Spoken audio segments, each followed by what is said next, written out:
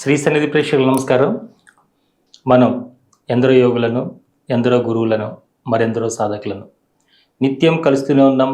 వారి నుంచి అద్భుతమైనటువంటి ఆత్మజ్ఞానాన్ని తీసుకుంటూనే ఉన్నాం. ఈరోజు మనకి వారి యొక్క 40 సంవత్సరాల యోగ సాధన ద్వారా సంపాదించినటువంటి జ్ఞానాన్ని అంతా రకరకాల ఎపిసోడ్స్తో, రకరకాల సిరీస్లో మనకు అందిస్తున్నారు గురువుగారు ఆదూరి ఉదయభాస్కర్ గారు. ఇప్పటికే వారి జ్ఞానాన్ని అంతా మనకి అనేక మాధ్యమాల ద్వారా అనేక రూపాల్లో వారు అందించారు. అయితే ఇప్పుడు మనం ఒక కొత్త సంవత్సరంలోకి అడుగుపెట్టబోతున్నాం. పరాభవ నామ సంవత్సరం.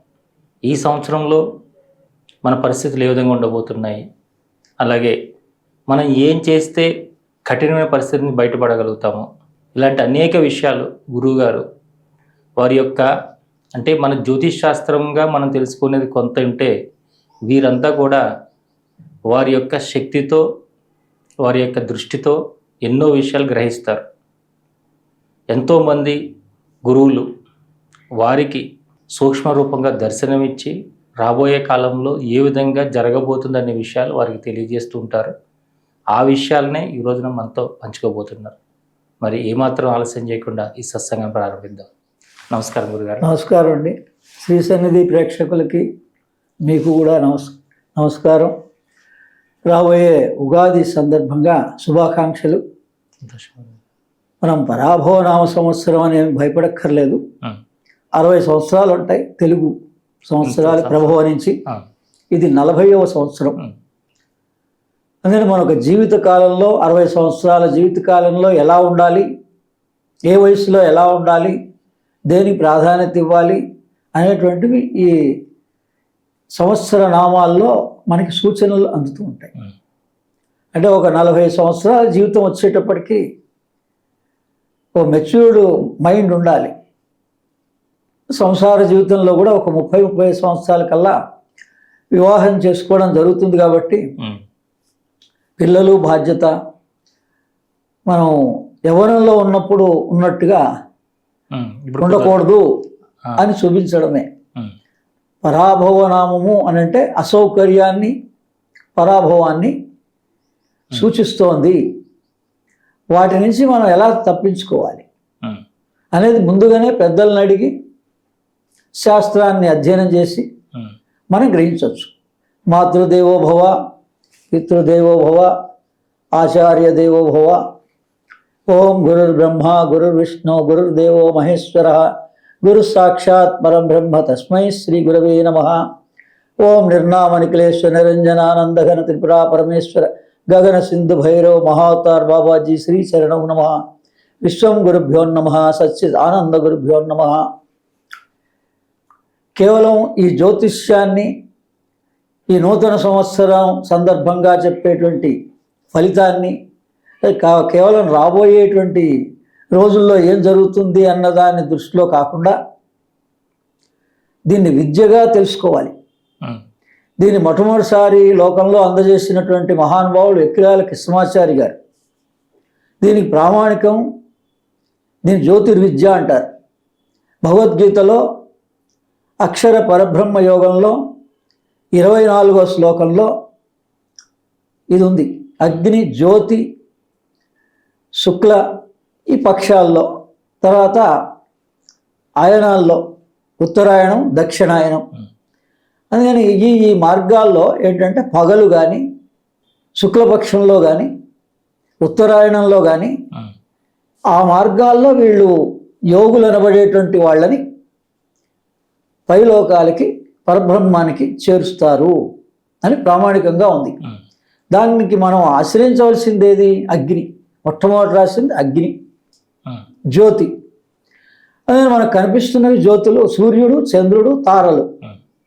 వీటిని భగవంతుడిగా మనం భావించాలి మొట్టమొదట. అది సూచిస్తోంది భగవద్గీత ప్రామాణికంగా మనకి. జ్యోతిర్విద్య అంటే ఏదో కొత్తగా విద్య అని కాదు. దాన్ని మనం జ్యోతిష్ శాస్త్రం అని మనం దాన్ని అదే లెక్కలు, రాసులు, గ్రహాలు, నక్షత్రాలు, ఈ మూడే అందులో ఉండేది. ఏంటంటే ప్రధానమైన అంశాలు రాసులు, గ్రహాలు, నక్షత్రాలు. వీటిలో ఈ సంవత్సరం పరాభవనామ సంవత్సరంలో ఏ రోజు మనకి వారంలో ఏ రోజు ఈ సంవత్సరాది వస్తుందో దాన్ని రాజు అంటారు. గురువారం వస్తుంది, అందుకని గురువు రాజు స్థానంలో ఉన్నాడు. అంటే మనం పూర్తి డీటెయిల్ ఆ జ్యోతిష్ శాస్త్రంగా నేను చెప్పదలుచుకోలే. మనం యోగ ధ్యాన పద్ధతిలో సైంటిఫికల్గా మనం దీన్ని ఈ నూతన సంవత్సరాన్ని ఎలా ఉపయోగించుకోవాలి అనేది ఆ దృష్టితోటి మనం గ్రహిస్తే ఇది అందరికీ స్టూడెంట్స్కి ఏదో పెద్దవాడికే కాకుండా మెయిన్లీ స్టూడెంట్స్కి కనుక దాని మీద దృష్టి పడితే స్పిరిచువల్ అస్ట్రాలజీ అని ఉంది. ఎకిరాల కృష్ణమాచారి గారు రాసిన అద్భుతమైన వాంగ్మయం ఉంది. ఈ వీళ్ళ ఓపిక ఉండాలే కానీ దాంట్లో ఉన్నటువంటి అనేక గ్రంథాలని పరిశోధన చేసుకోవచ్చు. మనం అందరికీ పనికొచ్చేలాగా మూలంలో బ్రీఫ్గా మన దేహంలో ఈ గ్రహాలు ఎక్కడున్నాయి, రాసులు ఎక్కడున్నాయి, దీనివల్ల ప్రభావం ఏంటి, మనం ఏం సూచనలు అందుకోవాలి ముందుగా అనేది మనం తెలుసుకుంటే మనకు ఆ ఇంట్రెస్ట్ క్రియేట్ అవుతుంది. అప్పుడు ప్రతి సంవత్సరం కూడా ఆ రాబోయే సంవత్సరం గురించి ముందుగానే మనం ప్రిపేర్ అవ్వడానికి అవకాశం ఉంటుంది. ఇప్పుడు ఈ సంవత్సరం మనందరికీ ఆ గ్రహణ ప్రభావం ఆల్రెడీ స్టార్ట్ అయిపోయింది. సంవత్సర ప్రభావం మనం గ్రహించినా గ్రహించకపోయినా కానీ గ్రహణం ముందు వచ్చింది, చంద్రగ్రహణం, దానికన్నా ముందు సూర్యగ్రహణం వచ్చింది. ఈ గ్రహణాల ప్రభావం మనం యుద్ధంగా ఇప్పటికే 13 రోజుల నుంచి కూడా మనందరికీ దాని ఎఫెక్ట్ ఉంది. ఎందుకంటే అందులో చిక్కుపోయిన వాళ్ళు కొంతమంది రాలేక, ఇప్పుడు మనకి నిత్యావసరాలు ఏవైతే గ్యాస్ కానీ పెట్రోల్ కానీ డీజిల్ కానీ ఇవన్నీ మాధ్యమాలు ఉన్నాయో మరి ఇవన్నిటికీ కూడా కొరత ఏర్పడింది. అందుకని యావత్ ప్రపంచానికి దీని ఎఫెక్ట్ చూపిస్తోంది. అంటే ఈ సంవత్సరం పరాభవనామ సంవత్సరం ఏం చూపిస్తోంది ముందు నుంచే, మీరు ఇటువంటి వాటిని ఏదో మేము నమ్ముతాము నమ్మలేదు అనే మాట కాకుండా ఇది యావత్ మానవాళికి సంబంధించింది. ఏదో మన మతం మన కోసం రాసింది కాదు, పర్సనల్గా తీసుకోకూడదు. యావత్ భూమండలానికి సంబంధించిన సూచనలు వీటిలో ఉంటాయి. దీన్ని విద్యగా తీసుకోవాలి. జ్యోతిర్విద్య అంటారు దాన్ని. ఆ జ్యోతిర్విద్యగా మనం కనుక తీసుకున్నట్లయితే ఈ మన దేహం లోపలే ఈ గ్రహాలన్నీ మన దేహంలో ఉన్నాయి. మొదట హృదయ స్థానంలో సూర్యుడు, ఎడినల్ గ్లాండ్లో చంద్రుడు, నాభి దగ్గర బుధుడు, ఆజ్ఞాచక్రంలో గురువు, కంఠస్థానంలో శుక్రుడు, మూలాధారంలో శని, రాహు కేతు. ఇక రాహువు సహస్రారం పైన ఉంటాడు, కేతువు మూలాధారానికి కింద ఉంటాడు. అందుకని వాటిని బొమ్మలుగా ఏం చూపించారు, ఒక పాము యొక్క తల ఒకళ్ళు తోక ఒకళ్ళు చూపించారు. మనకన్నీ కూడా కథగా పురాణంగా ఒక బొమ్మగా చూపించిన వాటిట్లో అన్నిట్లో సైన్స్ ఉంది. మనం నమ్ముతామా నమ్మమా కాదు, అది సైన్స్గానే గ్రహిస్తే ఈ రాహువు ఈ చంద్రుడితో కలిస్తే మొదట దాన్నేమో చంద్రుడితో కలిసిన రాహు ఏమో మన సహస్రారంలో పీనియల్ గ్లాండ్కి ఎఫెక్ట్ ఇస్తాడు. కేతువుతో కూడినటువంటి చంద్రుడు అయితే స్ప్లీన్ సెంటర్ని ఎఫెక్ట్ ఇస్తాడు. మేము అప్పుడు తినొచ్చా తినకూడదా, మేము బలవంతంగా తింటామండి అంటే అసలు స్ప్లీన్ సెంటర్ గురించి, మన బ్రెయిన్ గురించి, హ్యూమన్ బ్రెయిన్ గురించి నేను పుస్తకం కూడా రాసే హ్యూమన్ బ్రెయిన్ గురించి, ఇన్నర్ యూనివర్స్ అని.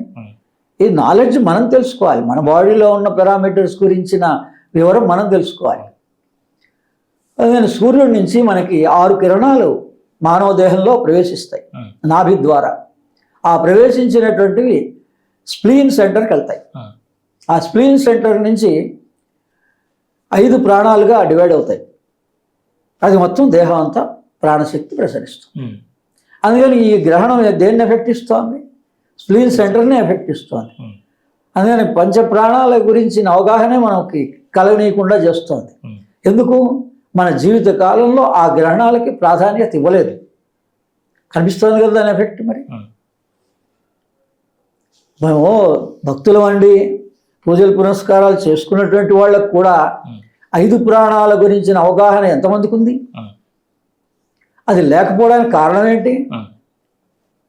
మనం బాల్యావస్థ నుంచి మనకు ఊహ తెలిసినప్పటి నుంచి మన పెద్దలు మనకి వేరేది నమ్మినా నమ్మపోయినా సూర్యుడు చంద్రుడే భగవత్ స్వరూపాలు. ఒకటి ప్రత్యక్ష భగవానుడు సూర్యుడు, అమ్మవారే చంద్రకళా స్వరూపిణి. మరి అమ్మవారు అయ్యవారు వీళ్ళేరానని వాళ్ళు చెప్పని కారణంగా, ఆయా గ్రహణాలని మనం పాటించని కారణంగా మనకి ఇలా బ్రెయిన్కి సంబంధించింది, ఆలోచన విధానానికి సంబంధించింది, బ్రెయిన్ సంబంధించింది దేనికి ఎఫెక్ట్ ఇస్తుంది? నర్వస్ సిస్టానికి ఎఫెక్ట్ ఇస్తుంది. బ్రెయిన్ అంటే నర్వస్ సిస్టమ్ దెబ్బతింటుంది.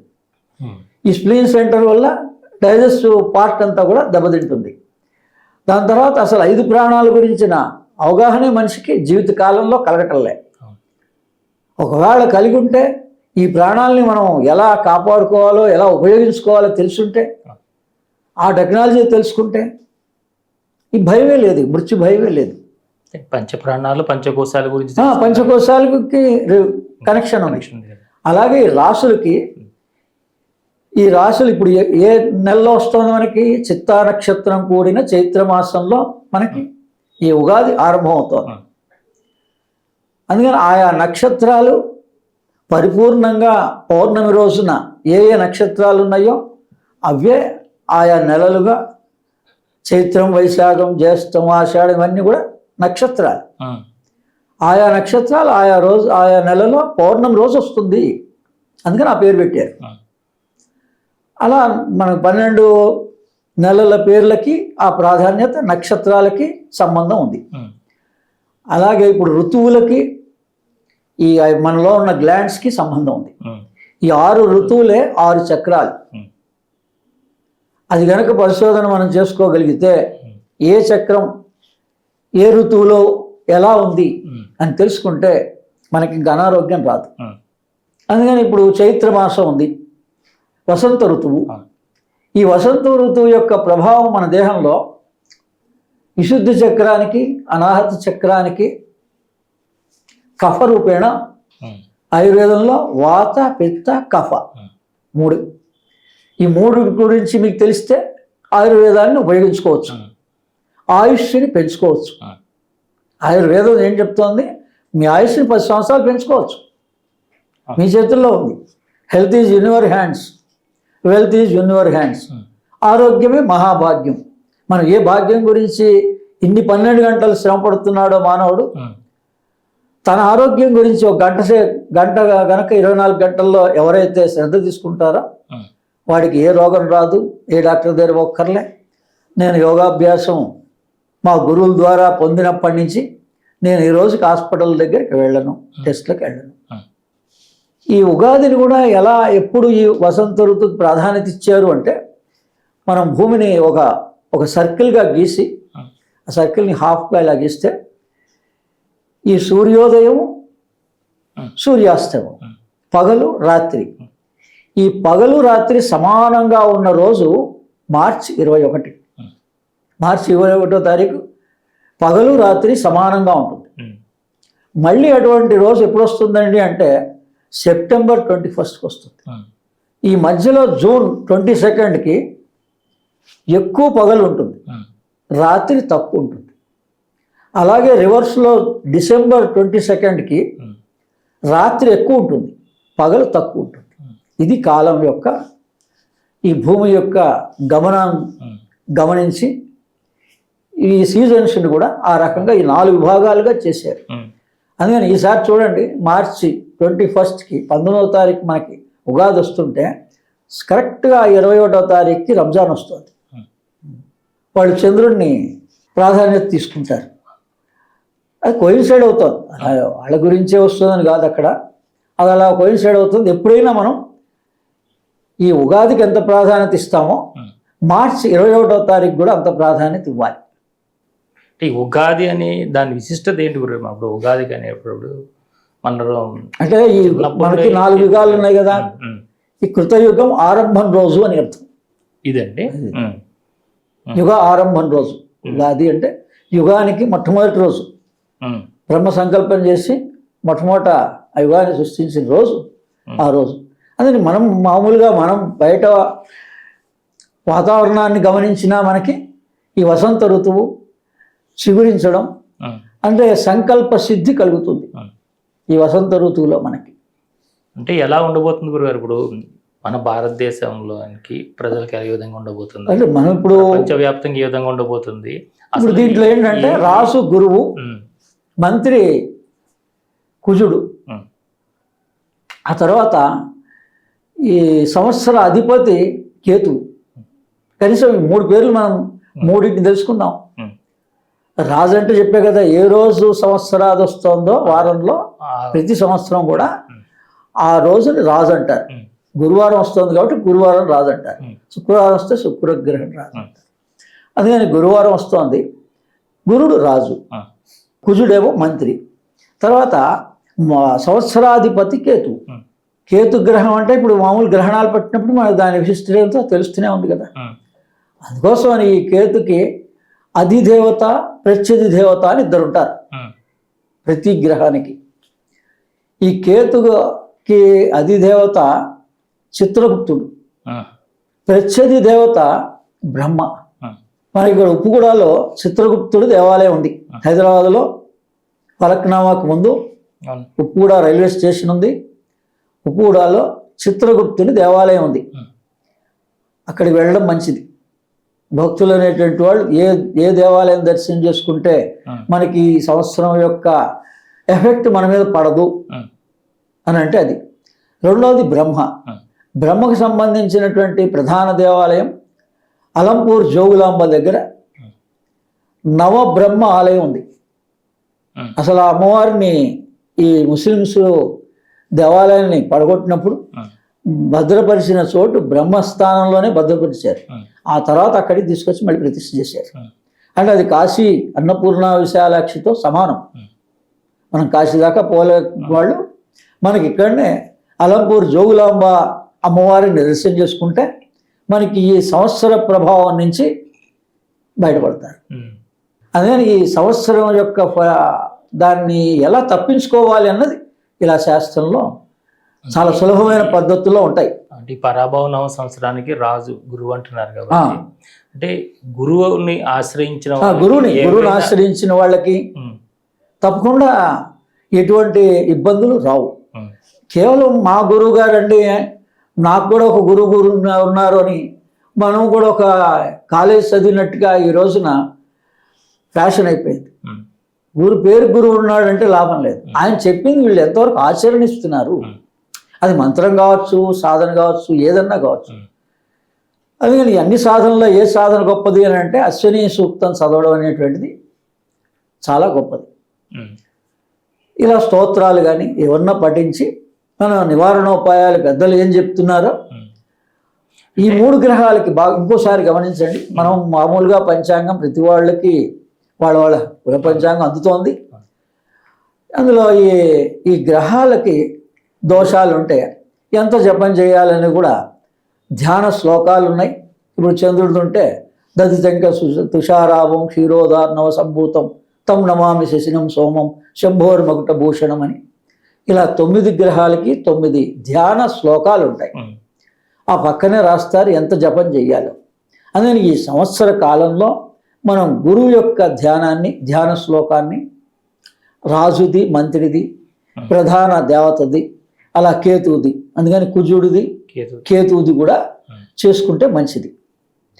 తర్వాత ఇవి మామూలుగా ఈ గ్రహాలది ఏ రకంగా మనం తీసుకోవాలి అంటే మొట్టమొదటి సూర్యుడు మనలో ఏం చేస్తాడు, ప్రజ్ఞని కలగజేస్తాడు. నేనెవరో తెలుసుకోవడానికి ఉపయోగపడతాడు. అందుకని ఆయన సాక్షి స్వరూపం అన్నిటికీ, ఆయన అన్నిటికీ సాక్షి. సూర్యుడు రియాక్ట్ అవ్వడు కదా. అందుకని కానీ సూర్యుడి వల్లనే అన్నీ మనకు కావాల్సిన శక్తి అంతా కూడా ప్రాణశక్తి, మొత్తం అగ్ని, అన్నీ తేజస్సు సర్వం కూడా సూర్యుడి నుంచే ప్రాప్తిస్తున్నాయి. అందుకని ఈ గ్రహంలో ఆ గ్రహం యొక్క ఉపయోగం ఏమిటి అంటే మనలో ప్రజ్ఞని, మనం ఎవరో తెలుసుకోగలిగే శక్తిని సూర్యుడి వల్ల ప్రాప్తింపబడుతుంది. అలాగే ఇప్పుడు గురువు ఏంటంటే ఈ ప్రణాళికల్ని ప్రవేశపెడతాడు. గురు ప్రణాళిక, ఆ ప్రణాళికలని అమలుపరిచేటువంటి వాడు శని అమలుపరుస్తాడు. రూల్స్ అండ్ రెగ్యులేషన్స్ స్ట్రిక్ట్గా ఉంటాడు. అంటే ఇప్పుడు హోమ్ మినిస్టర్ లాగా, ఇప్పుడు లేదా పోలీస్ డిపార్ట్మెంట్ లాగా. అందుకని మనం శని ప్రభావం వచ్చిందంటే మనం భయపడుతుంటాం. నువ్వు నీ నియమంలో నీ ధర్మంలో నువ్వు కరెక్ట్గా ఉంటే శని ఏమి చెయ్యడు. ఎవరు చేస్తాడు? గురువు యొక్క ప్రణాళికని సక్రమంగా ఆచరించలేని వాడిని ఈ శని చూస్తాడు. కానీ అందులో ఇంకా అసలు లొంగని వాడిని కుజుడు శిక్షిస్తాడు డైరెక్ట్. కుజుడు ఏమైనా ఎందుకున్నాడంటే ఎవరైతే ఈ రూల్స్ పాటించారో మరి దానికి ఎవరో శిక్ష చేసే ఉండాలి కదా, కోర్టుల్లాగా. అందుకని ఈ కుజుడు అనేటువంటికి దాని ఆ పవర్ ఉంది. అందుకని దాని నుంచి మనం తప్పించుకోవాలంటే సుబ్రహ్మణ్య స్వామి అన్నారు. కుజ దోషం నుంచి తప్పించుకోవాలి అంటే అందులో సుబ్రహ్మణ్య స్వామి శరవణ భవ సుబ్రహ్మణ్య స్వామిది. అందుకని ఆయన దీని నుంచి తప్పించి మనకి యోగాన్ని ప్రధానం చేస్తాడు. అసలు మామూలుగా బాగా గమనించండి, మామూలుగా చెప్తే ఏ మనిషి వినడు. వీడికి ఏదో కష్టం వస్తేనే నేను అయ్యప్ప దీక్ష ఏదో ఒక దీక్ష 30 రోజులు 21 రోజులు 15 రోజులు పడతాడు. సరే ఆ 15 రోజుల్లో ఒక కొంత నియమాన్ని పాటిస్తాడు కదా. అందుకని అది సుబ్రహ్మణ్య స్వామిగా మనం గనక ఆరాధించదలిస్తే శరవణ భవ అనేటువంటి మంత్రం ద్వారా మనకు అద్భుతమైన యోగం. ఈ గ్రహాలన్నీ కూడా మనం కష్టం అనుకుంటాం, కానీ నేనైతే అన్ని అనుభవించా, అన్ని గ్రహాల యొక్క ప్రభావాన్ని అనుభవించా, శని యొక్క ప్రభావాన్ని కూడా 9 సంవత్సరాలు కూడా అనుభవించా. కానీ నాకు మాత్రం ఆ చివరిలో అయిపోయిన తర్వాత అంటే శారీరకంగా కొన్ని సంవత్సరాలు ఇబ్బంది పడ్డాం. తీరా తర్వాత చూస్తే ఇది మన సెల్ఫ్ ఎన్లైన్మెంట్కే పనికొచ్చింది అని నేను దాన్ని గురు మార్గంలో మనం కనుక ఆయన సూచనలు అందుకుంటూ ఉంటే ఏ గ్రహాలు ఏం చేయలేవు, మన ఇబ్బంది ఏం పెట్టవు. అవి ఎందుకున్నాయి ఏంటి అనేది మనం తెలుసుకోగలగాలి. ఇలా జ్యోతిర్విద్య అని ఉంది. అందుకని ఈ కేతు కూడా అదే. కేతు ఏంటి, ఇప్పుడు ఈ సంవత్సరం కేతు యొక్క ప్రభావం ఉంది అంటే ఏం చేస్తాడు? పగలు రాత్రి మనం మీరు కర్మకి ప్రాధాన్యత ఎంత ఇస్తున్నారో మీ గురించి మీకు ప్రాధాన్యత అంత ఇవ్వాలి, ఆత్మజ్ఞానానికి ఇవ్వాలి. అంటే దీన్ని కేతు యొక్క ప్రభావం ఉన్నప్పుడు ఏం జరుగుతాయి అంటే ఓ కాశీ లాంటి క్షేత్రాలు, గంగా నది లాంటి నదులు స్నానం కానీ, క్షేత్ర దర్శనాలు కానీ, గురువుల్ని దర్శించడం కానీ, ఓ పుణ్య కార్యక్రమాలు చేయడం కానీ, ఆత్మజ్ఞానాన్ని పొందడానికి ప్రయత్నం చేయడం కానీ, యోగాభ్యాసం చేయడం కానీ, ఇటువంటి ఆలోచనలు క్రియేట్ చేస్తాడు కేతువు. మనం దానికి లొంగకపోతే మనది కష్టంగా, ఇబ్బందిగా, మనం నష్టపోయినట్టుగా మనకే అన్నీ అనిపిస్తూ ఉంటాయి. ప్రతిదీ కూడా మానసిక స్థితే. మీ మనస్సు చిన్న గుండు సూది గుచ్చుకుంటే ఎంత ఉంటుందో మీకు ఎంత నొప్పి ఉన్నా కూడా అంతే ఉన్నట్టుగా అనిపిస్తుంది మనస్సు. అది మనస్సు లేకపోతే ఎవరో ఒక్క మాట అంటే ఆ ఒక్క మాటకి మొత్తం జీవితాన్ని నాశనం చేసుకుంటున్నారు. ఏదో అంతే అన్నాళ్లే పోయినాళ్లే అనుకుంటే ఒక మాటతో పోయింది కదా. ఇదే పరాభవ సంవత్సరం చూపిస్తోంది, ఆ యుద్ధం కూడా మనకి చూపిస్తోంది. ప్రధానంగా అమెరికన్ ప్రెసిడెంట్ చేస్తున్నటువంటి నిర్ణయాలు, తీసుకున్న నిర్ణయాలు ఎలా ఉంటున్నాయో ఇగో కోసమే వెళ్ళిపోతున్నారు. అందుకని ఈ సంవత్సర ఫలితంలో కూడా మొదటి 3 నెలలు కూడా రాజు అనేటువంటి వాడు కొంత ఇగో చూపించడానికి అవకాశం ఉంది. తద్వారా యుద్ధాలు రావచ్చు అనుకుంటుంది. 3 నెలల తర్వాత మళ్ళీ ఎవరికి వాళ్ళ నేనేంటి, నేను చేస్తున్న పని ఏంటి అనేది రాజు మొదట తెలుసుకుంటాడు. ఆ సఖ్యత వస్తున్న తర్వాత దాని ప్రభావం తగ్గిపోతుందని ఉంది. ఇది ఉగాదికి ముందు రోజు వరకు ఒక సింహరాశి వాళ్ళు, వృషభ రాశి వాళ్ళు, లేదా ఇంకొక రాశి ఇలా ఒక ఫలితాలు ఉంటాయి కదా గురుగారు. అంటే ఉగాది ముందు రోజు వరకు ఉన్న ఫలితాలు ఉగాది తర్వాత రోజుకే మారిపోతాయి గురుగారు అన్ని కూడా? ఒక రోజుకేం మారవండి. అంటే మామూలు మన ఫలితాలు మరి ఇవన్నీ రాసినప్పుడు అది ఇండివిజువల్ గా ఉండదు. ఇది మనం యావత్ భూమండలానికి సంబంధించిన విజ్ఞానం. ఈ రాశులన్నీ ఎక్కడున్నాయి? మన దేహంలోనే ఉన్నాయి. దీని ప్రభావం కూడా చెప్పాం కదా. ఈ స్ప్లీన్ సెంటర్ మీద ప్రభావం చూపిస్తుంది, బ్రెయిన్ మీద ప్రభావం, అంటే నర్వస్ సిస్టమ్ మీద ప్రభావం చూపిస్తుంది. అలాగే సూర్యుడి నుంచి వచ్చిన 6 కిరణాలు నాభి నుంచి వెళ్ళి స్ప్లీన్ సెంటర్కి వెళ్తాయి. ఆ స్ప్లీన్ సెంటర్కి 5 ప్రాణాలుగా డివైడ్ అవుతాయి. అలాగే ఇది 2 కిరణాలు బ్రెయిన్కి వెళ్తాయి, 2 కిరణాలు డైజెస్టివ్ సిస్టమ్కి వెళ్తాయి, 2 కిరణాలు హార్ట్ సెంటర్కి వెళ్తాయి. ఈ హార్ట్ సెంటర్కి వెళ్ళినటువంటి బ్లడ్ సర్క్యులేషన్కి పనికొస్తుంది. ఈ బ్రెయిన్కి వచ్చినటువంటి 2 కిరణాల వల్లనే నర్వస్ సిస్టమ్ అంతా కూడా పనిచేస్తూ ఉంటుంది.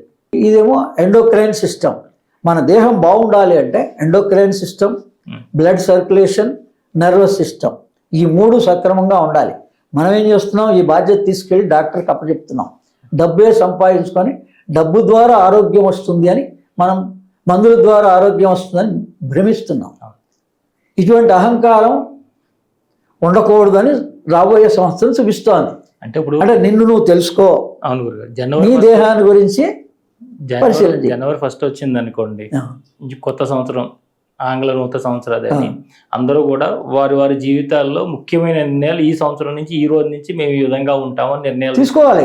ఎందుకంటే పాతవన్నీ ఆకులు రాలిపోయినట్టుగా శశిర ఋతువు అంటే ఏంటంటే పాతవన్నీ రాలిపేస్తుంది, పాత ఆలోచనలన్నీ తీసేయాలి. ఆ శశిర ఋతువులోనే ఫాల్గుణ మాసంలో పౌర్ణమికి ఏమొస్తుంది, హోళీ పౌర్ణమి. హోళీ పౌర్ణమి అంటే కామ దహనం. అంటే ఏ కోరిక అయితే మనని లాస్ట్ ఇయర్ నుంచి వేధిస్తోందో, ఎంత ప్రయత్నం చేసినా జరగటంలే, దాన్ని అగ్నికి ఆహుతి చేసేయాలి. అంటే భగవంతుడి అగ్ని సమర్పించాలి. అందులో భగవద్గీత శ్లోకాలు చెప్పాం కదా, అగ్ని జ్యోతి శుక్లపక్షం. అందుకని ఆ అగ్నే భగవత్ స్వరూపం. మనకి మొట్టమొదట భగవంతుడు ఎవరు అని అంటే అగ్నే. అగ్ని ఉకాహవే దేవ. అందుకని ఆ అగ్నికి, అగ్ని కోరిక పుట్టించింది అగ్నే. కోరిక ఎవరి వల్ల వచ్చిందో ఆ కోరిక ఆ అగ్నికి సమర్పించేయాలి. అప్పుడు కొత్త కోరిక వస్తుంది. ఈ వసంత ఋతువులో ఇంకో కొత్త కోరిక వస్తుంది. ఇప్పుడు కొత్త సంవత్సరం జనవరి 1కి తీసుకున్నలాగే ఉగాదికి కూడా కొత్త నిర్ణయాలు తీసుకుని ఈ రోజు నుంచి వాళ్ళు ఇంప్లిమెంట్ చేస్తే బాగుంటుంది. అలాగే మీరు మీ యొక్క బోధనలో కానీ, లేదంటే మీ యొక్క గురు దర్శనాల్లో కానీ, మీ గురు పరంపరలుగా మీరు చేస్తున్న కార్యక్రమాల్లో కానీ ఎలాంటివి తీసుకోబోతున్నారు? ఇక్కడ నుంచి మీ నుంచి కొత్తగా ఏం రాబోతుంది మా అందరి కోసం? నేను మా అరిపురాల విశ్వం గారి దగ్గర 2000 సంవత్సరంలో వెళ్ళా. అప్పటి వరకు ఆయన 1980లో ట్రస్ట్ ఏర్పాటు చేశారు. 20 సంవత్సరాలు అప్పటికే గడిచిపోయింది. అప్పుడు 2000కి ముందు ఉన్నటువంటి వాళ్ళు అయితే ప్రామాణికంగా ఎగ్రాల కృష్ణమాచారి గారు కావచ్చు, వేరే వాళ్ళు కావచ్చు, చాలామంది గురువులందరూ అసలు శిక్షణ ఏమి ఇవ్వాలి, శిష్యులకి సాధకులకి ఏ శిక్షణ ఇవ్వాలి అంటే పంచసూక్తాలు, పుస్తకం కూడా ఉంటుంది పంచసూక్తాలు అని మనకి ఇప్పటికి కూడా. కాదంటే కొద్దిగా మా పేర్లు మారుతూ ఉంటాయి. అంటే ఒక్కో దాంట్లో ఒక్కోటి ఉంటాయి. చాలా సూక్తాలు ఉన్నాయి కాబట్టి 10-15 సూక్తాలు ఉన్నాయి. అందులో ఒక వరుస క్రమంలో ఒక్కొక్కళ్ళు ఒక 5 సూక్తాల కింద ప్రింట్ చేస్తుంటారు. కానీ ప్రామాణికంగా మా గురుగారిని అడిగా ఏవి అయితే ఇప్పుడు మరి మనకు కూడా తెలిసింది ఇప్పుడు కాబట్టి వాళ్ళు ఈ ప్రణాళిక, ఈ సంవత్సర ప్రణాళిక భాగంగా మాస్టర్ గారు సూచించారు, నారాయణ రామకృష్ణ గారు సూచించారు. ఈ 5 సూక్తాలు మంచివి, అశ్విని సూక్తంతో ఆరంభం చేయాలి. అంటే పగలు రాత్రి ఎలా సంభవిస్తోంది మనకి, ఈ ఉత్తరాయణం దక్షిణాయనం ఎలా సంభవిస్తోంది అందుకని తెలుసుకోవడానికి అశ్విని సూక్తం మొదటిది. అందుకని దాని తర్వాత దాన్ని క్షుణ్ణంగా అధ్యయనం చేయడానికి సుపర్ణ సూక్తం. ఈ అశ్విని సూక్తం ఎక్కడి నుంచి పుట్టిందంటే సుపర్ణ సూక్తం నుంచి, దీని మూలం అది. అందుకని అశ్విని సూక్తం, సుపర్ణ సూక్తం. ఆ తర్వాత మనం ఏ దేవాలయానికి వెళ్తున్నామో పురుష స్వరూపంగా విష్ణువు కావచ్చు, ఈశ్వరుడు కావచ్చు, ఏ పేరైనా పెట్టండి, పురుష స్వరూపంగా ఉన్న భగవంతుడు ఎవరు అని తెలుసుకోవాలి జీవితంలో. అందుకని పురుష సూక్తం. అమ్మవారు ఉన్నారు, ఏ దేవాలయానికి వెళ్ళినా అమ్మవారు ఉన్నారు. ఎవరు ఈ అమ్మవారు? శ్రీ సూక్తం. ఈ మొత్తం అసలు దేవతల్ని మనం ఎలా పొందాలి, ఈ దేవతా శక్తిని మన దేహంలో ఎలా ఆహ్వానించాలి, మీ పేరు తర్వాత మీరు పెట్టుకోండి. దేవతా శక్తిని అసలు ఎలా ఆహ్వానించాలి అన్నది అగ్ని సూక్తంలో ఉంది. అసలు వేదం కూడా మొట్టమొదటి ఋగ్వేదం అగ్నిమీళే పురోహితంతో ఆరంభమవుతుంది. అంటే అగ్నిమీళే పురోహితం అంటే ముందుండి నడిపిస్తున్నటువంటి వాడు. మన ముందుండి నడిపించేవాళ్ళు ఎవరు? అగ్నే. ఈ లోకం నుంచి ఆ లోకాన్ని తీసుకొచ్చిన వాళ్ళు ఎవరు? అగ్నే. అందుకని ఈ రకంగా ఈ 5 సూక్తాలు ఈ సంవత్సర ప్రణాళికగా ఆన్లైన్ క్లాసుల్లో శని ఆదివారాల్లో నేర్పాలి అన్నది గురువుల యొక్క ప్రణాళిక. అంటే గతంలో ఇప్పుడు దాకా మీరు అందించిన జ్ఞానానికి ఇప్పుడు మీరు అందించబోతున్న ఈ జ్ఞానానికి ఏంటి అంటే ఇవి మనలోని షట్ చక్రాలని కూడా క్లీన్ చేసేస్తాయి డైరెక్ట్గా. కొన్ని సాధనలు కనుక మనం చెప్పినట్లుగా కనుక ఈ ఉగాది సందర్భంగా వసంత నవరాత్రులు అని ఉంటాయి. అందుకని ఆ 9 నవరాత్రులు ఎలా పాటించాలి, ఈ ఈ అశ్విని సూక్తాన్ని 12 మంత్రాలు అంటారు, 12 సూక్తాలు అంటారు. కేవలం ఒక 12 సూక్తాలతో అసలు ఆ ఒక్క సూక్తం గురుముఖత గనక విద్య నేర్చుకుంటే మహానుభావుడు అవుతాడు, యోగం పొందుతాడు. ఏ మార్గంలో ఉన్నవాడైనా, కానీ భక్తి మార్గంలో ఉండొచ్చు, యోగ మార్గంలో ఉండొచ్చు, జ్ఞాన మార్గంలో ఉండొచ్చు, క్రియాయోగ మార్గంలో ఉండొచ్చు. మార్గంతో పని లేదు.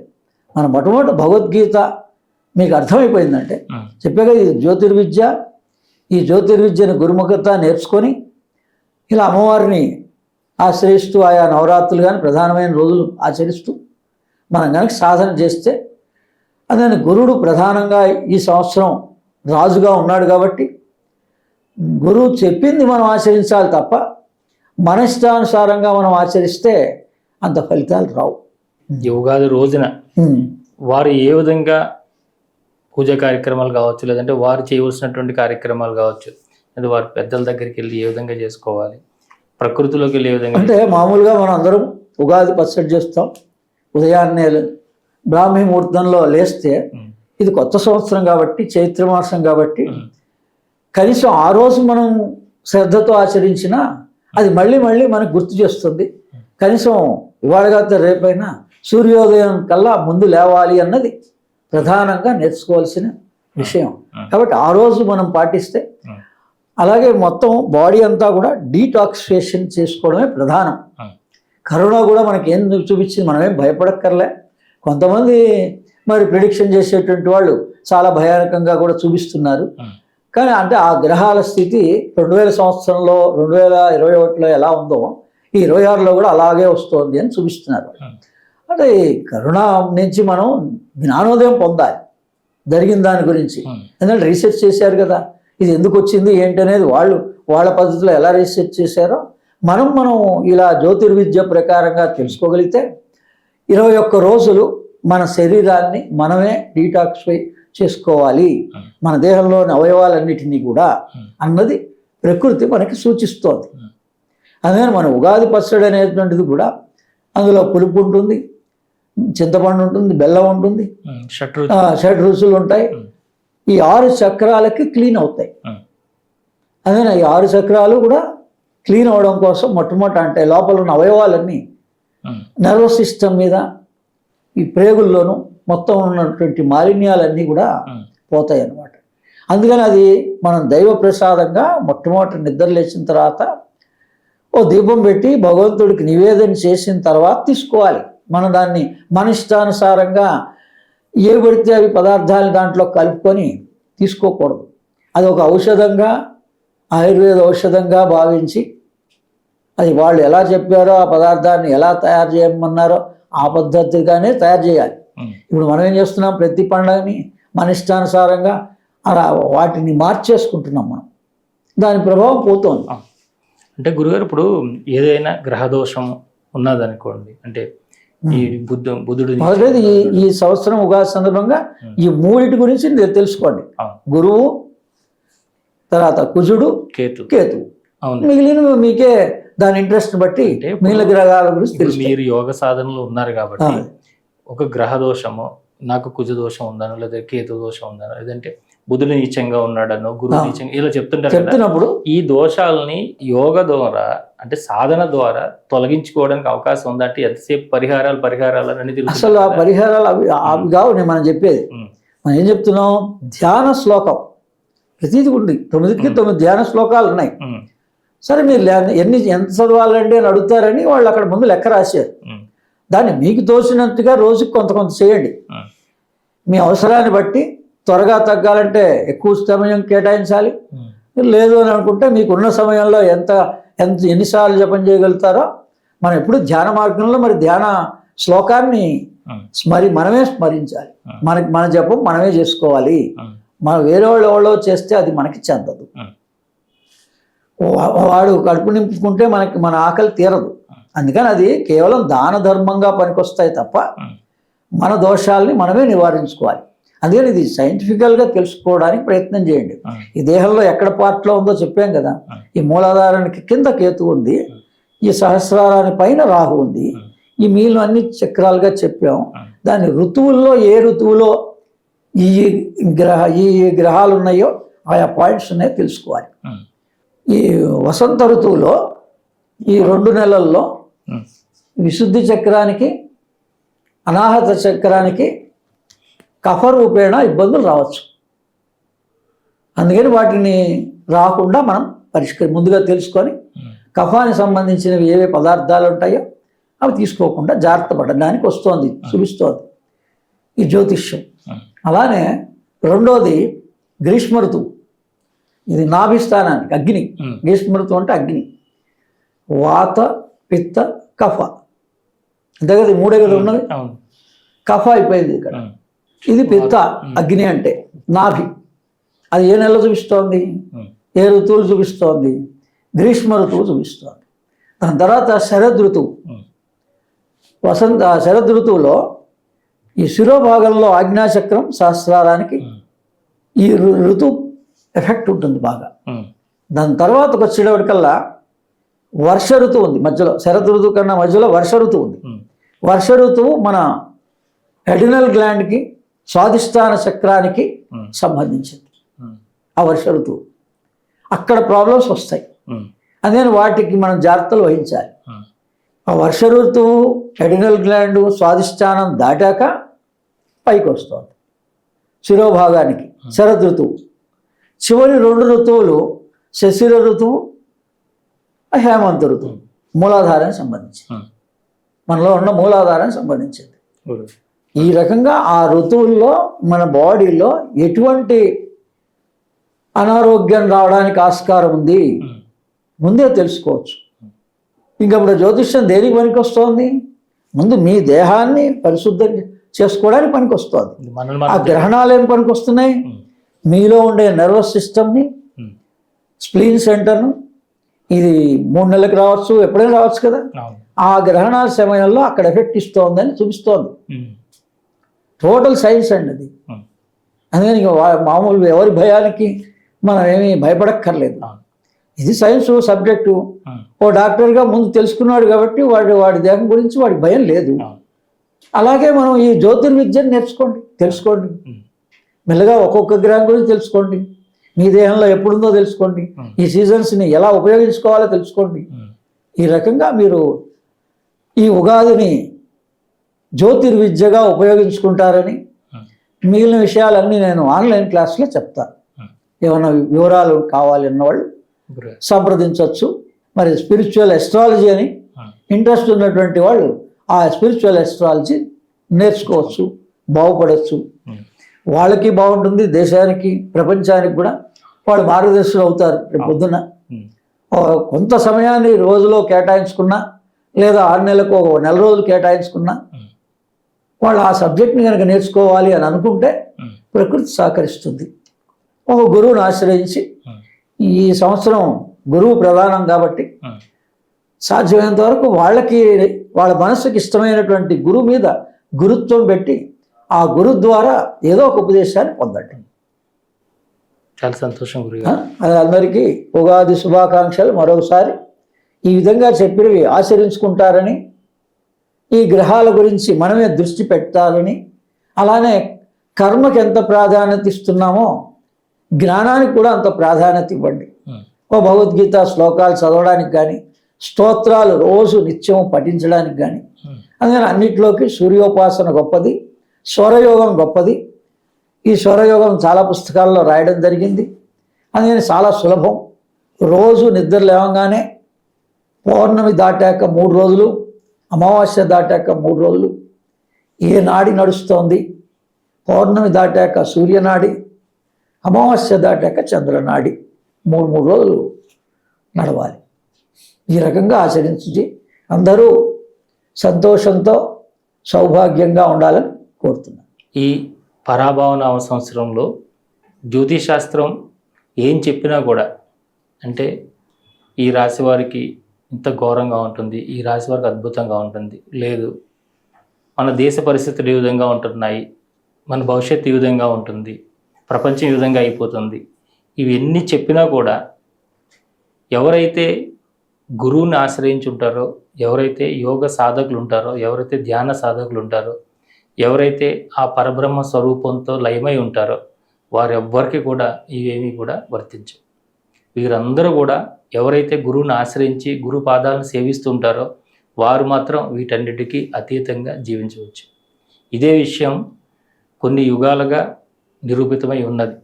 ఎంతోమంది వారి యొక్క గురువు యొక్క ఆశీస్సులు తీసుకుని గురువు ఆశ్రయంలో వారు రక్షణ పొందున్నారు. అందుకని ఈ సంవత్సరం ముఖ్యంగా మనం గురు సేవకి అంకితం చేసి మనందరం కూడా తరించాలని కోరుకుంటూ మరొక ఇంటర్వ్యూలో మళ్ళీ కలుసుకుందాం. అంతవరకు చూస్తుండండి శ్రీ సన్నిధి టీవీ. నమస్కారం.